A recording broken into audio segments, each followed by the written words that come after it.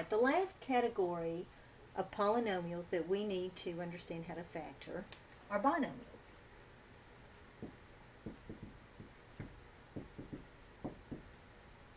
And in this video, we're going to look at factoring one particular kind of binomials. There are three types of binomials that we will need to know how to factor, but the only one that we're going to look at this time is a difference of squares.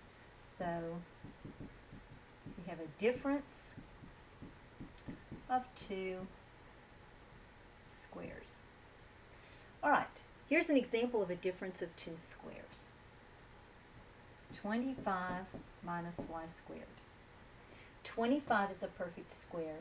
Y squared is a perfect square. Difference means we are subtracting. So the signs have to be opposite. We have a plus and a minus. So we have a difference of two squares. Polynomials that are a difference of two squares are easy to factor. The factors are simply the square roots of those two terms. The square root of 25 is 5. So each factor has a 5 in it, and the square root of y squared is y, so each factor has a y in it.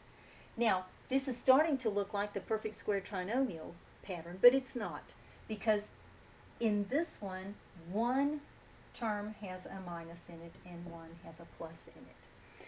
All right, if this were a perfect square trinomial, both of these signs would be the same. But for difference of two squares, then the factors, one will be a minus and one will be a plus. Let's do another one. Sometimes we might have something like this: x squared minus 4y squared. This is a difference of two squares. Both are perfect squares, and we have a minus in there. All right, so, but we have variables on two ends.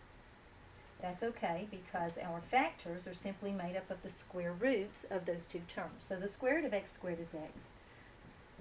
And we put an x here and an x here. The square root of 4y squared is 2y. And then one of our binomials gets a minus sign and one gets a plus sign.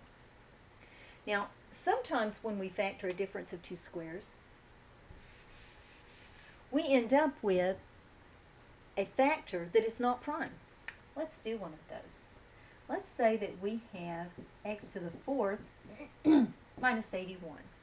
When we factor x to the fourth minus 81, then x to the fourth is a perfect square. 81 is a perfect square, so it's a difference of two squares. And what I have in my parentheses is x squared, because it's the square root of x to the fourth, and I have 9 because it's the square root of 81. Well, one of these gets a minus sign and one gets a plus sign. When I look at my two factors, I have a sum of squares here.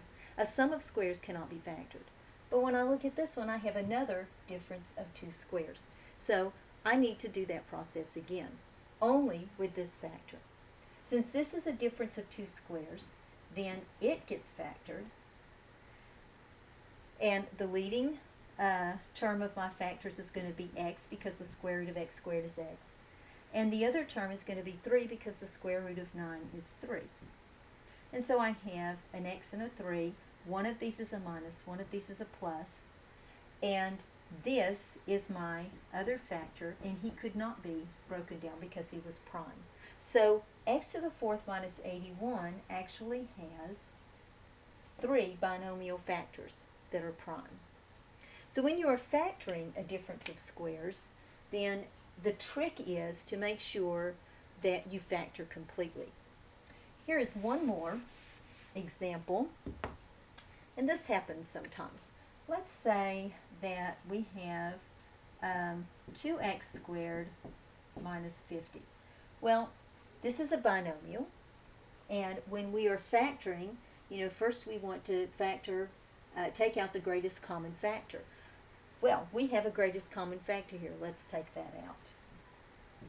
If I take out the greatest common factor, then I have 2 times x squared minus 25.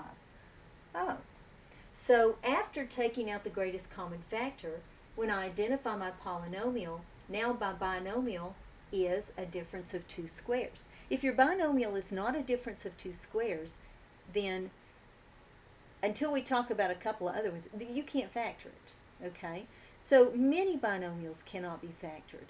There are actually three that we learn to factor: a difference of two squares, a difference of two cubes, and a sum of two cubes. But if your binomial isn't one of those three, it can't be factored. When we take out the greatest common factor, then we look at our binomial and we can tell that, oh yes, this is a difference of two squares, so it's not prime. I can factor it. So I factor this into x minus 5 and x plus 5. Now it is completely factored. Step 1 is very important. Don't forget step 1.